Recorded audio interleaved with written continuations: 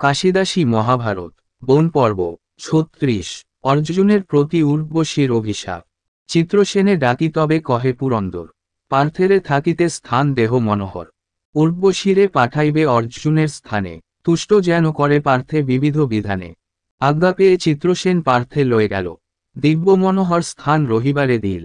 বিচিত্র উত্তম সজ্জা রত্নে আসন, পরিচর্যা হেতু নিয়োজিল বহুজনকে। তবে চিত্রসেন গেল উর্বশীর স্থান, অর্জুনের গুণ কহে করিয়া বাখান। রূপে গুণে শৌর্যে বীর্যে পার্থ বীরবর, অর্জুনের তুল্য নাহি বিশ্বে কোন নর। তার প্রীতি হেতু আজ্ঞা কইল পুরন্দর, আজি নিশি উর্বশী তাহার সেবা কর।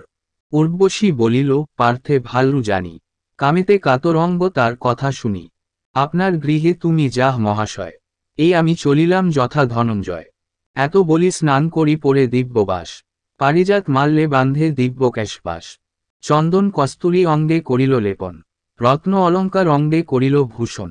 সহজ রূপেতে মুনিজন মন মোহে, মন সঙ্গে হরে প্রাণ যার পানে চাহে। সুবেশা সুকেশা হইয়া অর্ধ নিশীতে, পার্থালয়ে চলে উর্বশী গোজগতিতে।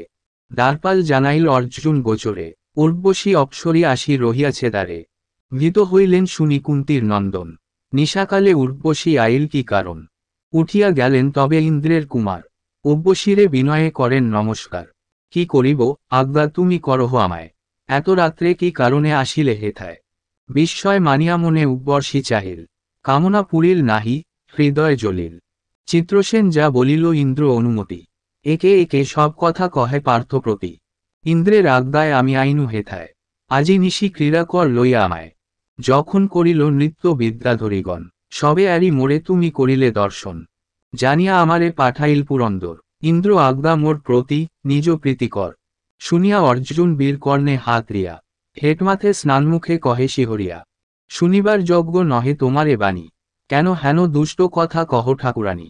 তব কর্ম আমি কভু না দেখি না শুনি, হে উর্বশী তোমায় জননী সমাগণী।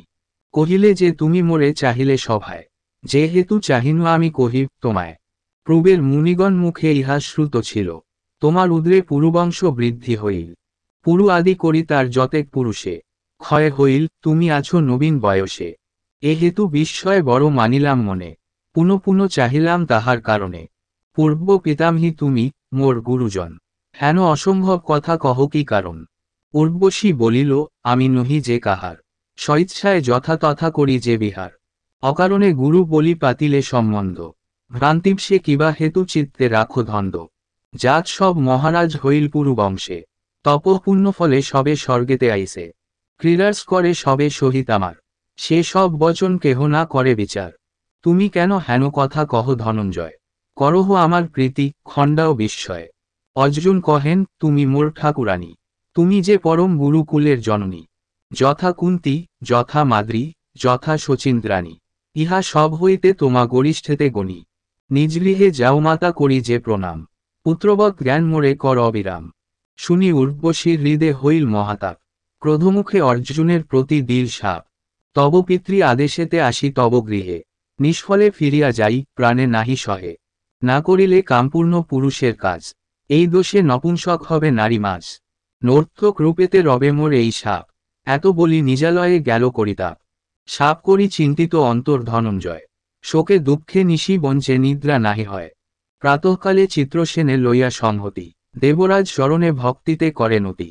নিশার বৃত্তান্ত যত কহেন অর্জুন, শুনিয়া বিস্ময় কণ সহস্রলোচন।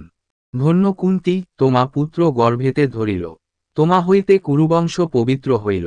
মহর্ষি তপসী দেবর্ষি জিনিলে সবারে, তোমা পুত্র শ্লাঘ্য করি মানি আপনারে। সাপ হেতু চিত্তে দুঃখ না ভাব অর্জুন, সাপ নহে তব পক্ষে ইথে লাভ চেন। অবশ্য অজ্ঞাত 1 বৎসর রহিবে, সেই কালে নপুংসক নর্তক হইবে। বৎসরেক পূর্ণ হইলে সাপ হবে ক্ষয়। শুনিয়া অর্জুন অতি সানন্দ হৃদয়, অর্জুনের চরিত্র যে জন শুনে গায়, কদাচিৎ তার চিত্ত পাপে নাহি যায়। পূর্বার্জিত যত পাপ ভস্ম হয়ে যায়, আরণ্যক পর্ব গীত কাশিদাস গায়।